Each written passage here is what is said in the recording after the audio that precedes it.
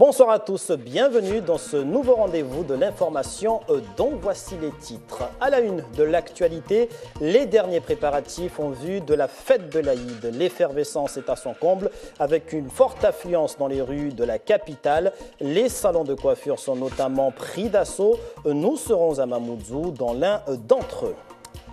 Autre titre, l'essaim de séisme qui suit son cours dans le département. Une mission scientifique est arrivée à Mayotte depuis lundi dernier. Elle s'est rendue ce jeudi dans la commune de Chirongui pour visiter des maisons fissurées. L'un de ses experts est notre invité, Christophe Sira. On se retrouve tout à l'heure. Et puis nous parlerons du baccalauréat qui démarre lundi prochain. À 4 jours de la célèbre épreuve de philosophie, nous avons rencontré des élèves en pleine révision au lycée de Sada.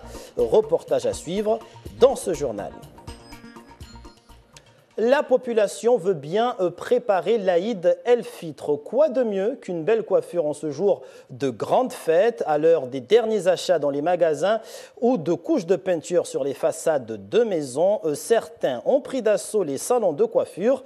Objectif, être sur 131 le jour de l'Aïd. À Mamoudzou, Taslima Abdou Hamza et Anastasia Laguera. Une foule gigantesque jusqu'à l'extérieur. Ce sont les dernières heures avant l'Aïd el-Fitr qui ont provoqué cette affluence et dans la salle, ce sont les hommes qui dominent. Je suis venu pour me faire beau pour l'Aïd.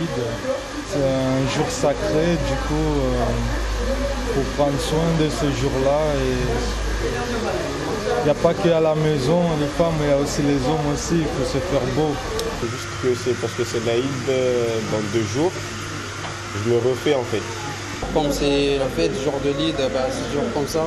Il y a toujours du monde ici. Je fais le tout, je suis mixé, je fais homme, femme, tout, je ne peux pas savoir lequel. Un étage plus bas, les filles veulent être fin prêtes pour le jour J. L'Aïd, j'ai acheté des rideaux, des draps pour la maison et quelques décorations. Et le jour de l'Aïd, il ne s'agit pas simplement d'être beau, mais aussi de se démarquer en cette période. Le gérant de cet institut en voit passer des coiffures qui sortent de l'ordinaire. Ce qui se fait le plus de l'approche de l'Aïd, on remarque beaucoup de coupes assez originaux pour les hommes, beaucoup de coloration aussi pour les hommes. Les femmes se lancent sur des extensions avec un peu plus, qui ont de la couleur, des extensions qui sont colorées. Ils osent des choses qui n'osaient peut-être pas au début, ou même pendant le ramadan, tout simplement. Et si pour la coiffure le compte est bon, les prochaines heures seront consacrées à la peinture, cuisine et à la décoration d'intérieur. Et l'officialisation de la fête de l'Aïd el-Fitr vient d'être annoncée tout à l'heure à la radio sur la première par le grand Cadi de Mayotte. Aujourd'hui sera donc le dernier jour de Ramadan 2018. La fête de l'Aïd sera donc célébrée demain, vendredi 15 juin. Justice, une délégation du ministère est à Mayotte depuis hier. 3 hauts responsables qui ont rencontré les principaux acteurs du monde judiciaire, de la police, gendarmerie et des élus. Au cœur de ce déplacement, la présentation de la loi future, la présentation de la future loi de programmation de la justice qui s'étend sur 5 ans. René Lataste, Assad Arazafitsehen. Une délégation de très haut niveau, très attendue par la presse ce matin, sous l'œil des magistrats de Mayotte et du nouveau procureur général de la Réunion. Il s'agissait d'abord de présenter le projet de loi de programmation de la justice, 1,6 milliard sur 5 ans et 6 500 créations de postes.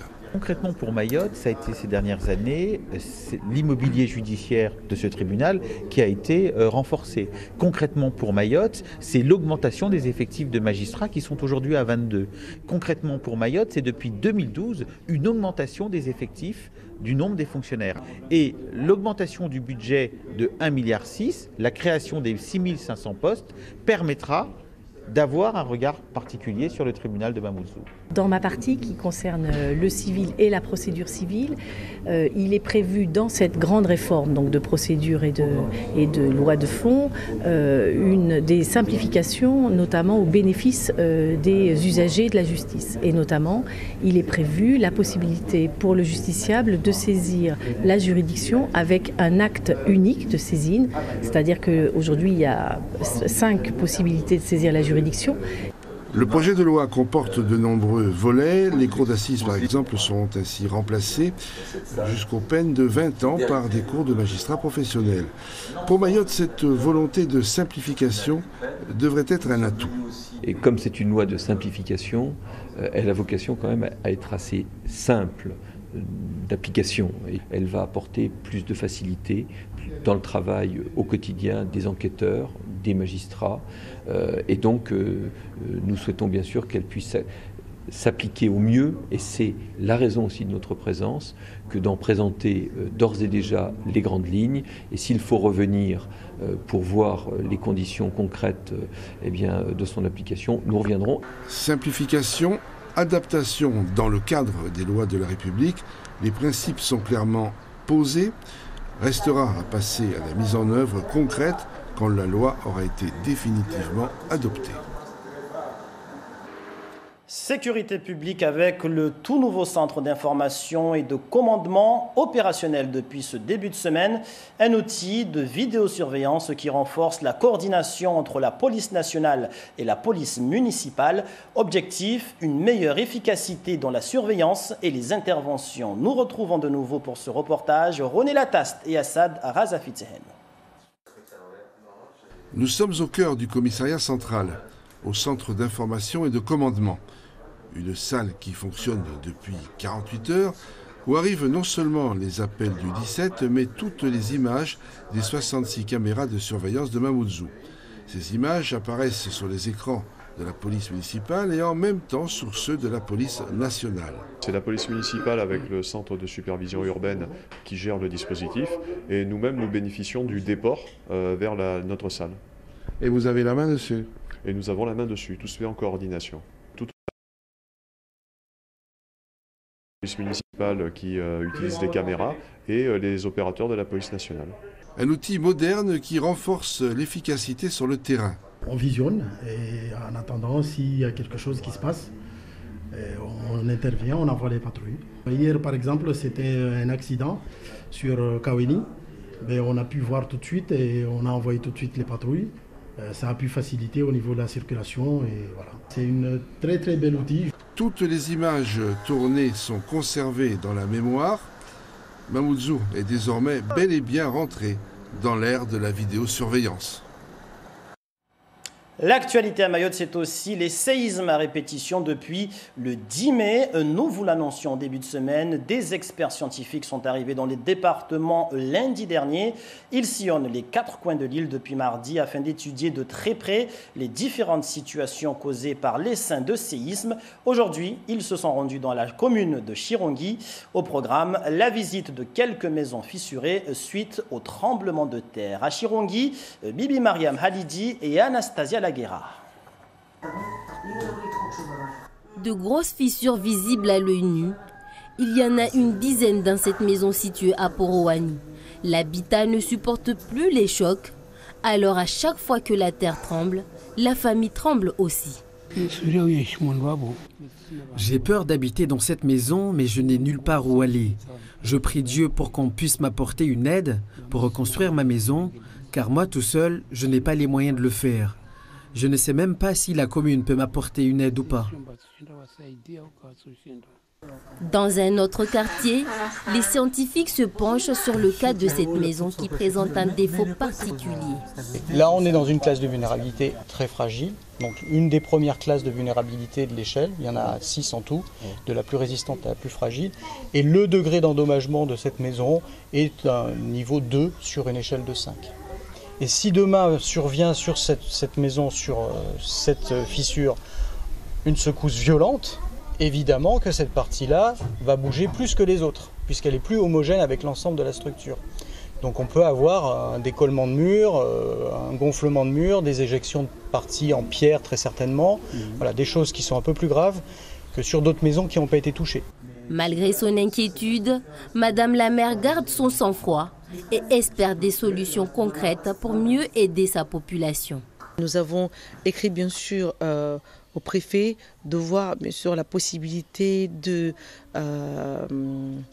dégager des fonds spécifiques au niveau des ministères pour accompagner les personnes en grande précarité comme nous connaissons pour expertiser leur bâti et bien sûr leur proposer des solutions, notamment de réparation.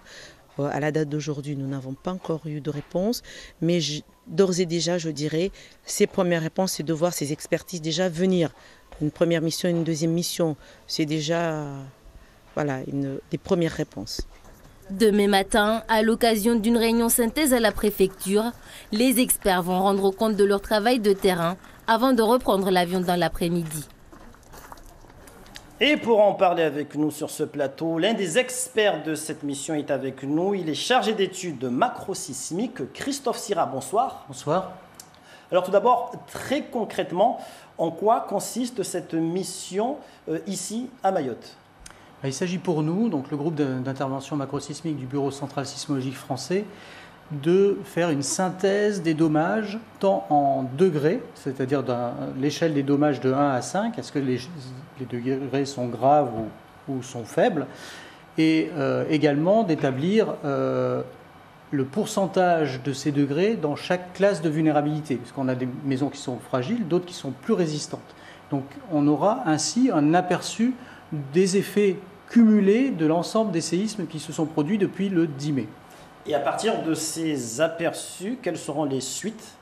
Alors nous, c'est une information qui est scientifique, donc qui se doit d'être objective, évidemment. C'est une méthode que nous utilisons classiquement pour l'ensemble des séismes de métropole et des Antilles. C'est la première fois que nous travaillons sur une succession aussi importante de magnitude 5, très honnêtement. Et donc, la suite de cette information, elle va servir pour nos études scientifiques, pour faire des simulations, pour mieux comprendre le risque régional, l'aléa sismique régional, et elle va être transmise à la préfecture pour que la demande éventuelle de classement en catastrophe naturelle puisse se faire, donc que la cellule interministérielle, dont nous ne faisons évidemment pas partie, puisse se positionner sur cette ampleur de dommages. Alors, vous avez visité quelques maisons aujourd'hui dans la commune de Chirangui. C'est toutes les maisons qui sont fissurées que vous visitez ou les maisons assurées, comme on aurait pu l'entendre ? Non, alors nous ne faisons pas de distinction. Je vous ai dit que c'était un usage scientifique, donc nous prenons en compte les maisons, quel que soit leur niveau d'assurance. Ce qu'on veut, c'est une image des effets sismiques, quel que soit le degré d'assurance. Et ce que nous faisons, c'est que nous faisons remonter et nous faisons un appel à la population pour que ces habitants qui sont victimes de dégâts dans leur maison fassent remonter l'information aux mairies, qui elles-mêmes vont nous faire remonter l'information afin qu'on l'analyse, qu'on la classe et qu'on en fasse une synthèse. Et cette information est très importante pour les scientifiques comme pour les autorités. Alors Didier Bertil, qui est ingénieur au BRGM, s'est exprimé ces derniers jours dans la presse nationale, notamment La Croix. Il avoue être assez perplexe face à la série de séismes qui frappent Mayotte et il pense même que cette série de séismes devrait s'installer dans le temps, dans la durée. Qu'en dites-vous ? Alors là, c'est typiquement un autre travail que notre mission, puisque nous, je vous ai dit, on s'intéresse à la sévérité de la secousse dans son ensemble.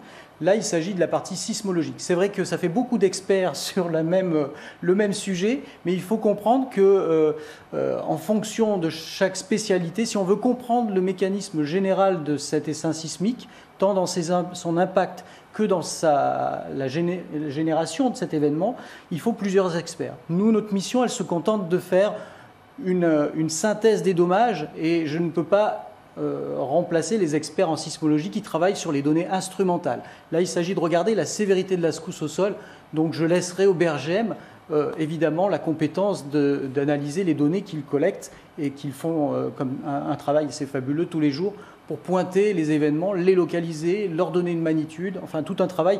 Je voulais aussi dire aux Mahorais que nous sommes derrière, c'est vrai qu'on n'est pas visible tout le temps, mais nous sommes derrière nos écrans, les scientifiques français sont derrière leurs écrans, leurs ordinateurs font des calculs, travaillent sur les mécanismes au foyer pour mieux comprendre cet essaim sismique.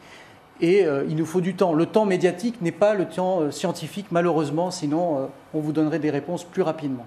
Alors, une question qui est revenue dans des discussions ces dernières semaines, est-ce qu'un tsunami est envisageable ?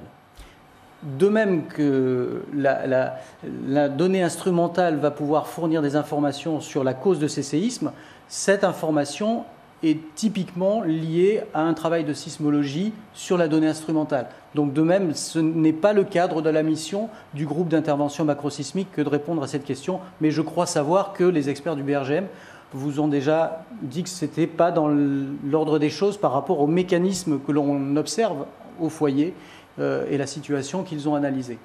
Alors, pour terminer, une toute dernière question. Je vous la pose parce que c'est une thèse qui fait son chemin ces dernières semaines, notamment au sein de la population. Une thèse selon laquelle il s'agirait de forages en mer qui provoqueraient ces tremblements de terre. Est-ce une thèse plausible ? Alors, je n'ai pas d'informations sur cette thèse. L'objectif de la mission, je le répète encore une fois, n'est pas de travailler sur l'origine du séisme. Ce qui est important, quelle que soit l'origine de ces événements, c'est que les Mahorais comprennent que les fissures des maisons représentent un danger, une fissure fine moins qu'une fissure plus large, et qu'il est très important pour les maires de vérifier l'évolution de ces fissures auprès de leurs administrés pour surveiller. Et je pense notamment à quelques administrés en situation difficile, en pente, dans des maisons de structures poteau-poutre en béton armé, avec plusieurs étages sur pilotis en transparence, et ce sont des maisons qui oscillent énormément et sur lesquelles on retrouve les dommages les plus importants. Et donc ça, je tire la sonnette d'alarme pour que vraiment on vérifie sur le terrain non seulement les bâtiments publics, mais aussi les bâtiments privés. Et pour cela, c'est encore une autre série d'experts qui vont passer plus de temps que nous encore, non pas pour faire une synthèse, mais pour aller maintenant dans le détail de chaque bâtiment. Christophe Sira, merci d'avoir accepté de répondre à nos questions. Je vous remercie. Et puis, ce complément d'information concernant le renfort du soutien psychologique dans le cadre de l'essaim de séisme en cours à Mayotte, en marge des actions d'information menées par les autorités locales et de la cellule psychologique déjà activée au CHM, l'ARS Océan Indien met en place un numéro d'appel dès ce jeudi 14 juin pour apporter une écoute et un soutien psychologique aux habitants. Ce service est ouvert en coordination avec la préfecture et avec l'appui du CHM. Les personnes souhaitant un soutien psychologique peuvent contacter le 02 69 64 71 48, le 02 69 64 71 48, joignable 7 jours sur 7 de 7h à 19h. Éducation avec les épreuves du bac qui démarrent lundi prochain. À quelques jours du plus célèbre des examens, les révisions s'enchaînent. Certains élèves travaillent chez eux, d'autres se sont rapprochés de leur établissement scolaire. Des lycées qui organisent des révisions en groupe pilotées par un professeur de chaque discipline. Assada Laïni Saïdachim, Géraldine Lui. C'est la dernière ligne droite pour les terminales. Au lycée de Sada, Moutoun et ses camarades de la filière scientifique révisent depuis 2 semaines. Aujourd'hui, ils planchent sur des exercices de physique, calculer la trajectoire et la vitesse d'un satellite. On travaille la philo et la physique-chimie parce que c'est les matières les plus difficiles.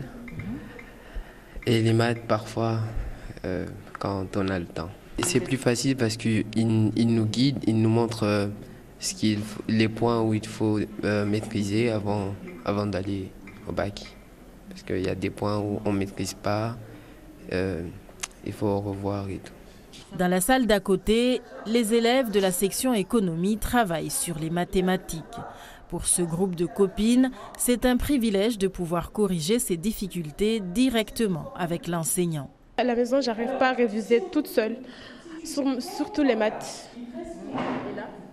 Là, avec mes copines, le prof, j'arrive. Ces séances permettent de travailler sur la méthodologie, revoir les notions non encore maîtrisées au cours de l'année. Et avec la nouvelle technologie, l'enseignant peut identifier clairement les points à retravailler. Certains d'entre eux ont discuté à travailler tout seul. Donc travailler en groupe, ça permet aussi pour certains de s'entraider. Et l'enseignant est là pour venir pallier aux difficultés, aux notions qui n'ont pas été comprises. Il y a un QR code, donc les élèves utilisent l'outil informatique, il a une importance capitale au XXIe siècle. Donc ça me permet à moi aussi de voir en temps réel quelles sont leurs difficultés aujourd'hui.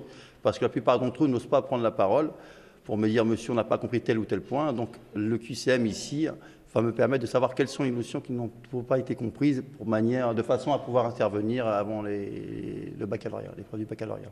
Même à quelques jours des épreuves du baccalauréat, les révisions dans certains établissements scolaires sont toujours aussi soutenues.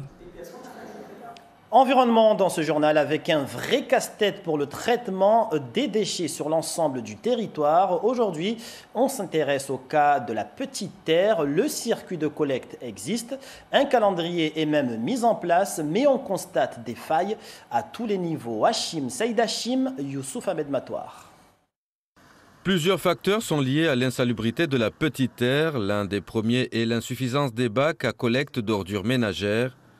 L'habitant est souvent contraint à de longues distances pour en trouver un. Le non-respect du calendrier de passage est également soulevé. Autre fait, l'augmentation de la population, surtout celle non identifiée, elle fausse toutes les prévisions. Dernier point sombre, les nouveaux lotissements et quartiers construits d'une manière anarchique, sans accès aux camions de ramassage et les problèmes de panne de camions, mais ce dernier point n'est pas du ressort de l'administré. Quand un camion tombe en panne, peut-être que le circuit n'est pas fait correctement, le lendemain on doit récupérer. Donc c'est un tout que le problème des déchets à Mayotte doit être analysé non pas sur le simple circuit ou bien simple bac, mais c'est tout un tout qu'il faut savoir et analyser pour que tout aille dans le bon sens. La sensibilisation aux gestes citoyens ne suffira pas, il faut des mesures de répression pour changer les mentalités. Il faut aussi que les pouvoirs de police du maire soient mis en œuvre.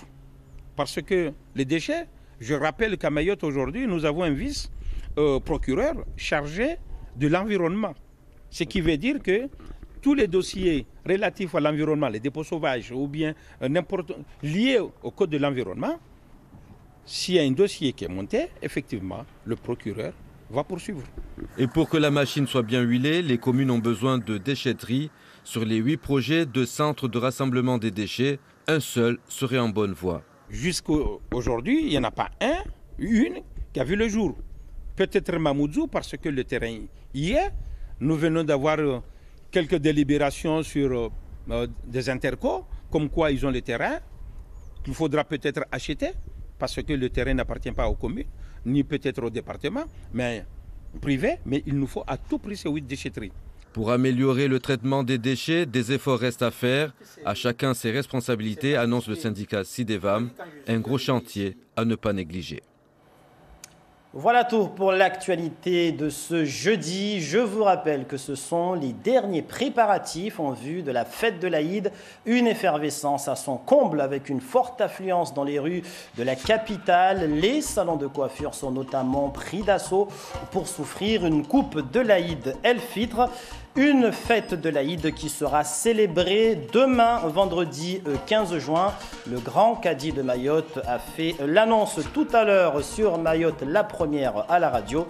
Le ramadan se termine donc aujourd'hui. La fête de l'Aïd, je vous le rappelle, sera célébrée demain.